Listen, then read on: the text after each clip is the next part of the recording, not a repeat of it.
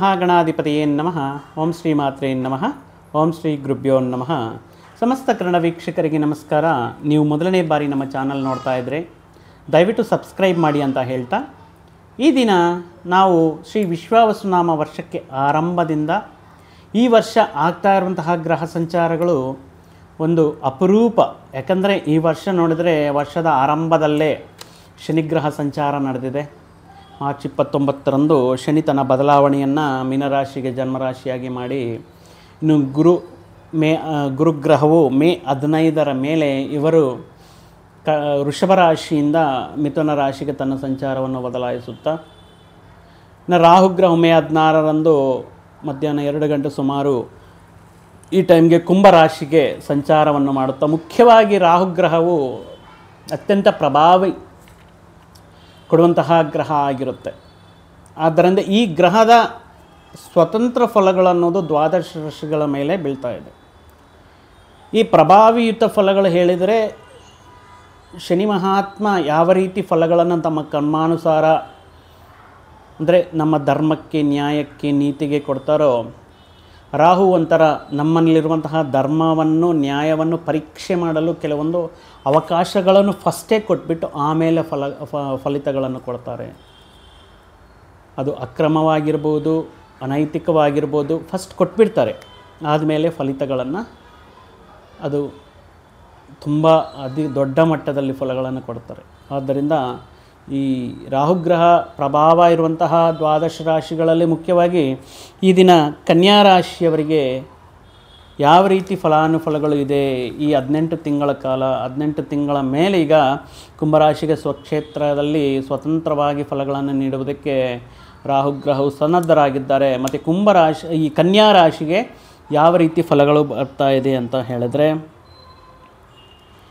ಇವರಿಗೆ ಮತ್ತೆ ಅದೃಷ್ಟ ವಾಪಸ್ ಬಂದಿದೆ ಅಂತ ಹೇಳ್ಬೋದು. ಯಾಕಂದರೆ ಷಷ್ಠಮದಲ್ಲಿರುವಂತಹ ಶನಿ ಪರಮಾತ್ಮ ಒಳ್ಳೆಯ ಶುಭ ಫಲಗಳನ್ನು 2.5 ವರ್ಷ ಕಾಲ ಕೊಟ್ಟಿದ್ದರು ಕನ್ಯಾ ರಾಶಿಯವರಿಗೆ. 6ನೇ ಮನೆಯಲ್ಲಿ ಇರುವಂತಹ ಶನಿ ಮಹಾತ್ಮ ಒಳ್ಳೆಯ ಶುಭ ಫಲಗಳನ್ನು ಕೊಟ್ಟಿದ್ದರು. ಈ ಶನಿ ಪರಮಾತ್ಮ ಇನ್ನೇನು ಹೋಗಿದ್ದಾರೆ ಅನ್ನುವಂತಹ ಸಂದರ್ಭಗಳಲ್ಲಿ, ಅಂದರೆ ಒಂದು 40 ದಿನಗಳಾದಮೇಲೆ ಈ ಮೇ 16ರಂದು ಅದೇ ಸ್ಥಾನಕ್ಕೆ, 6ನೇ ಸ್ಥಾನಕ್ಕೆ ರಾಹು ಬಂದು ಇವರು ಕಳ್ಕೊಂಡಿರುವಂತಹ ಒಂದು ಸೌಭಾಗ್ಯ ಆಗಿರಲಿ, ಅದೃಷ್ಟ ಆಗಿರಲಿ, ಇವರಿಗೆ ವಾಪಸ್ ಬರ್ತಾ ಇದೆ ರಾಹುಗ್ರಹವನ ರೂಪದಲ್ಲಿ. ಇನ್ನು ಶನಿಗ್ರಹ ಅಂದರೆ ಈ ಮಾರ್ಚ್ 29ರಿಂದ ನೋಡಿಕೊಂಡಿದ್ರೆ ಶನಿ ಪರಮಾತ್ಮ ಸಪ್ತಮದಲ್ಲಿ ಹೋಗಿರುವಂತಹ ಕಾರಣದಿಂದ ಇವರಿಗೆ ಬರುವಂತಹ ಅವಕಾಶಗಳ ವಿಷಯಗಳಲ್ಲಾಗಿರಲಿ, ಇವರು ತಗೊಳ್ಳುವಂತಹ ನಿರ್ಧಾರಗಳಲ್ಲಾಗಿರಲಿ ಸ್ವಲ್ಪ ಕಮ್ಮಿ ಆಗಿದೆ. ಕೆಲಸಗಳಲ್ಲಿ ಸರಿಯಾದ ಸಮಯಕ್ಕೆ ಕೆಲಸಗಳಲ್ಲಿ ವಿಳಂಬ ಆಗೋದು, ಆತಂಕಗಳಾಗುವುದು, ಈ ರೀತಿ ಜಾಸ್ತಿ ಆಗ್ತಾಯಿದೆ. ಇವರಲ್ಲಿ ಇರುವಂತಹ ಒಂದು ಆತ್ಮಸ್ಥೈರ್ಯ, ಧೈರ್ಯ, ಸಂಕಲ್ಪ, ಮನೋವಾಂಛ ಇದೇನೇ ಇದೆಯೋ ಅದು ಸ್ವಲ್ಪ ಕಮ್ಮಿ ಆಗ್ತಾಯಿದೆ. ಅಷ್ಟು ಅದ್ಭುತವಾದಂತಹ ಯೋಗಕಾರಕನಾಗಿರುವಂತಹ ಅದೃಷ್ಟವನ್ನು ಕೊಟ್ಟಿರುವಂತಹ ಶನಿ ಪರಮಾತ್ಮ ಸಪ್ತಮದಲ್ಲಿ ಹೋಗಿರುವಂತಹ ದಿನಗಳಿಂದ ಇವರಿಗೆ ಮೇ 16ರವರೆಗೂ ಮಾತ್ರ ಒಂದು 40 ದಿನಗಳ ಕಾಲ ಈ ರೀತಿ ಇರುತ್ತೆ.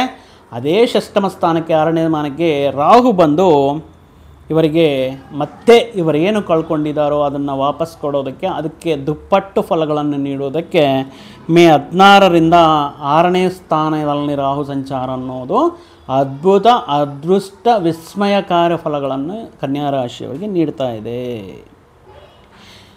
ಈ ನಾಟ್ ಓನ್ಲಿ ಕನ್ಯಾ ರಾಶಿ, ಯಾಕಂದರೆ ಕನ್ಯಾ ರಾಶಿಯವರೇ ಅಲ್ಲ, ಯಾರ ಜಾತಕದಲ್ಲಿ ಯಾವ ರಾಶಿ ಚಕ್ರದಲ್ಲಿ ಆದ್ರೂ ಸರಿ, ಒಂದು ವಿಷಯ ನೆನ್ಪಿಟ್ಕೊಳ್ಳಿ, ಈ 6ನೇ ಮನೆಯಲ್ಲಿ ರಾಹು ಇರುವಂತಹ ವ್ಯಕ್ತಿಗಳ ಬಗ್ಗೆ ತುಂಬ ಹುಷಾರಾಗಿರಬೇಕು. ಇವರ ಹತ್ರ ವಿರೋಧ ಕಟ್ಕೊಳ್ಳೋದಕ್ಕೆ ಮುಂಚೆ, ಶತ್ರುತ್ವ ಕಟ್ಕೊಳ್ಳೋದಕ್ಕೆ ಮುಂಚೆ ತುಂಬ 10 ಬಾರಿ ಯೋಚನೆ ಮಾಡಿಬಿಟ್ಟು ಇವರ ಹತ್ರ ವಿರೋಧ ಆಗಿರಲಿ, ಭೇದಾಭಿಪ್ರಾಯಗಳಾಗಿರಲಿ, ಈ ವಾಗ್ವಿವಾದಗಳಾಗಿರಲಿ ಮಾಡಬೇಕಾಗಿರುತ್ತೆ. ಯಾಕಂದರೆ ಕನ್ಯಾ ರಾಶಿಯಾಗಲಿ, ಲಗ್ನದಲ್ಲಾಗಲಿ, ಇವರಿಗೆ, ಈ ಜಾತಕರಿಗೆ 6ನೇ ಮನೆಯಲ್ಲಿ ರಾಹುಗ್ರಹ ಬಂದಿರುವಂತಹ ಈ ಸಂದರ್ಭದಲ್ಲಿ ಮುಖ್ಯವಾಗಿ ಎಲ್ಲಿ ಓಡಿದ್ರೂ, ಎಲ್ಲಿ ಸಪ್ತ ಸಮುದ್ರಗಳ ಆ ಕಡೆ ಇದ್ರೂ ಇವರ ತಮ್ಮ ಶತ್ರುಗಳ ಮೇಲೆ ತಾವು ಅಂದ್ಕೊಂಡಿರೋದನ್ನು ಸಾಧನೆ ಮಾಡೋದಕ್ಕೆ, ಅಥವಾ ಇನ್ನೊಂದು ಜನ್ಮ ತಾಳಿ ಆದರೂ ಇವರು ಆ ರೀತಿ ಶತ್ರುಗಳ ಮೇಲೆ ಇವರು ತಮ್ಮ ರಿವೆಂಜ್ ಅನ್ನೋದನ್ನು ತೀರಿಸ್ಕೊಳ್ತಾರೆ, ಅವರಿಗೆ ತಕ್ಕ ಪಾಠವನ್ನು ಹೇಳ್ತಾರೆ ಅಂತ ಶಾಸ್ತ್ರ.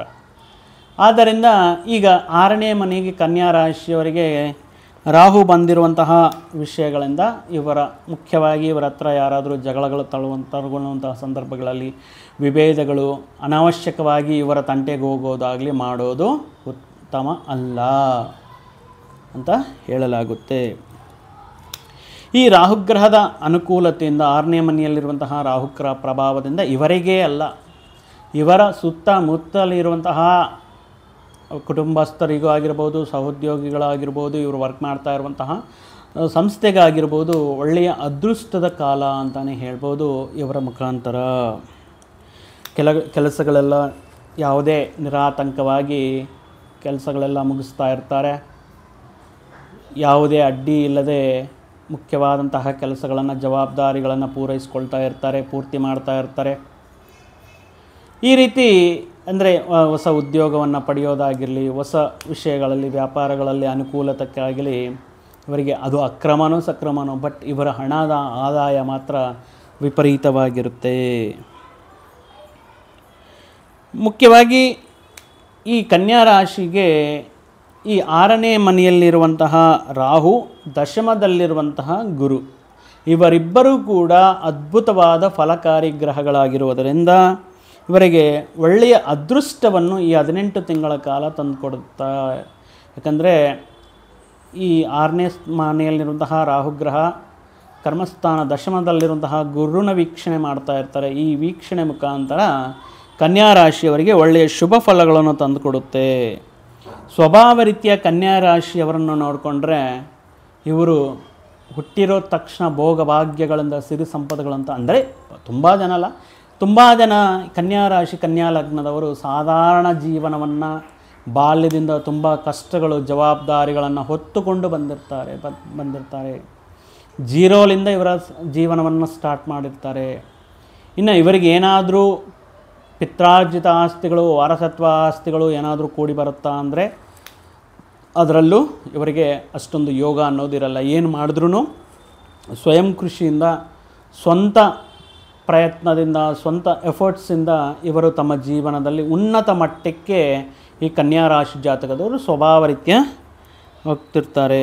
ಅದೇ ರೀತಿ ಕುಟುಂಬದಲ್ಲಿರುವಂತಹ ಜವಾಬ್ದಾರಿಗಳನ್ನು ಒಯ್ಯೋದರಲ್ಲಿ, ಕುಟುಂಬ ಸಮಸ್ಯೆಗಳನ್ನು ಬಗೆಹರಿಸೋದರಲ್ಲಿ ಮುಂದೆ ನಿಂತು ಈ ಕನ್ಯಾ ರಾಶಿಯವರು ಸಾಕಷ್ಟು ಸ್ಟ್ರಗಲ್ಸನ್ನು ಫೇಸ್ ಮಾಡ್ತಾ ಲೈಫ್ನ ಲೀಡ್ ಮಾಡ್ತಾ ಇರ್ತಾರೆ. ಮುಖ್ಯವಾಗಿ ಇವರು ಉದ್ಯೋಗಗಳು ತುಂಬ ಕಮ್ಮಿ, ವ್ಯಾಪಾರಗಳು ಜಾಸ್ತಿ ಮಾಡ್ತಾ ಇರ್ತಾರೆ. ವ್ಯಾಪಾರಗಳಲ್ಲಿ ಒಳ್ಳೆಯ ಲಾಭಗಳನ್ನು ಪಡಿತಾ ಇರ್ತಾರೆ. ಇವರಿಗಿರುವಂತಹ ಜನಾಕರ್ಷಣೆ ಶಕ್ತಿಯಿಂದ ಆಗಿರಲಿ, ಈ ವ್ಯವಹಾರ ದಕ್ಷತೆಯಿಂದ ಅನುಭವದಿಂದ ಆಗಿರಲಿ ಒಳ್ಳೆಯ ವ್ಯಾಪಾರ ಲಕ್ಷಣಗಳನ್ನು ಹೊಂದಿರ್ತಾರೆ.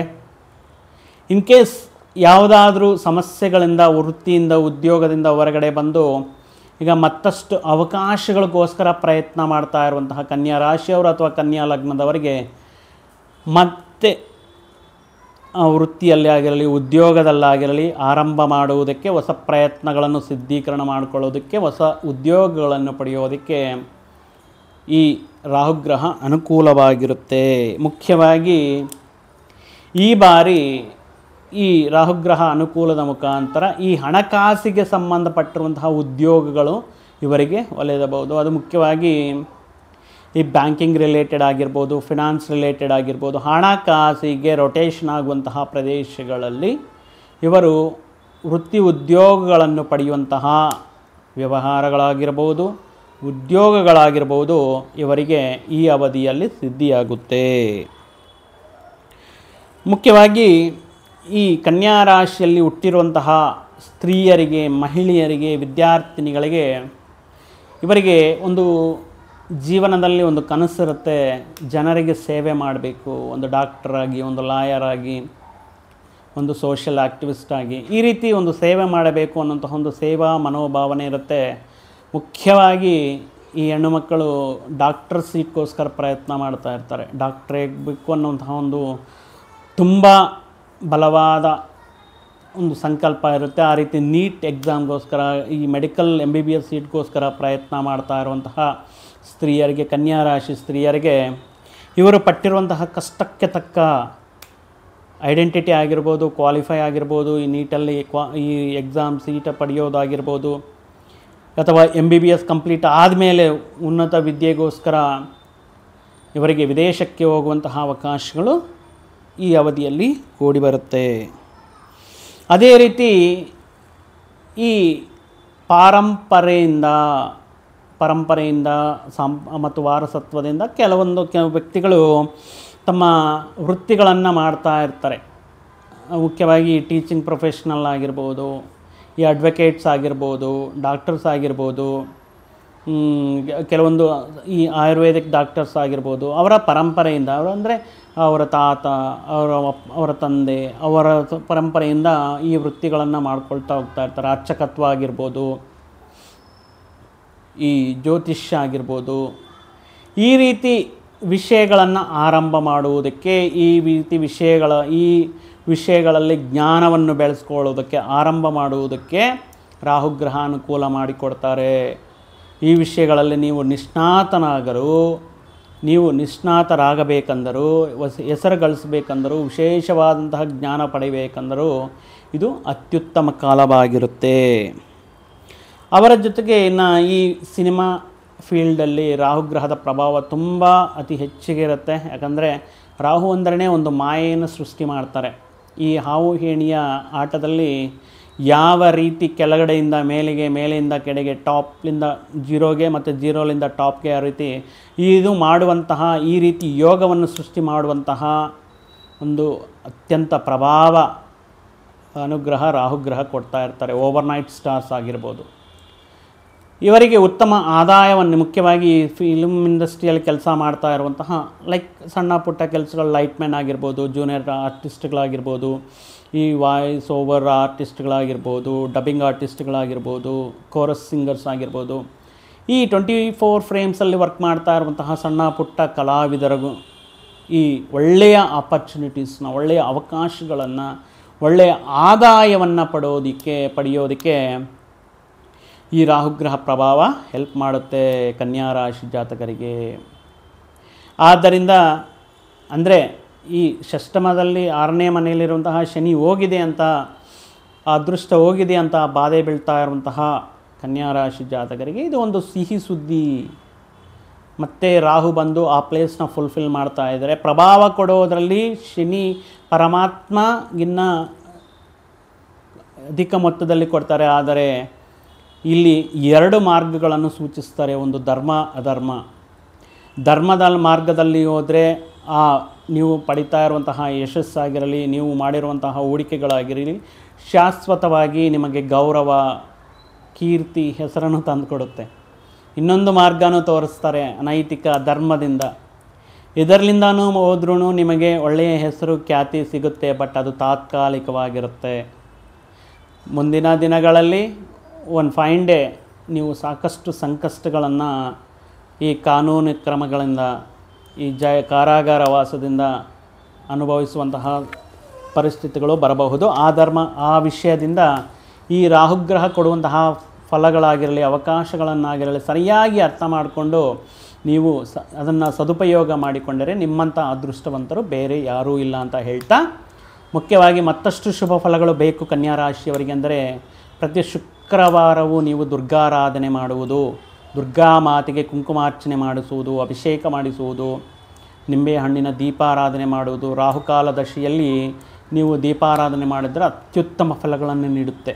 ಆದ್ದರಿಂದ ಶ್ರೀ ದುರ್ಗಾ ಮಾತೆ, ಶ್ರೀ ಚಾಮುಂಡಿ ಭವಾನಿ ಅಮ್ಮನವರ ಕೃಪೆಗೆ ಪಾತ್ರರಾಗಬೇಕು ಅಂತ ಪ್ರಾರ್ಥಿಸುತ್ತಾ, ಮತ್ತೊಂದು ವಿಡಿಯೋ ಜೊತೆಗೆ ಮತ್ತೊಂದು ಆಸಕ್ತಿಕರ ವಿಷಯದ ಜೊತೆಗೆ ನಿಮ್ಮ ಮುಂದೆ ಬರ್ತೀನಿ. ಅಲ್ಲಿಯವರೆಗೂ ಸರ್ವೇ ಜನ ಸುಖಿನೋ ಭವಂತು, ಸಮಸ್ತ ಸನ್ಮಂಗಳಾನಿ ಭವಂತು. ಜೈ ಶ್ರೀರಾಮ್.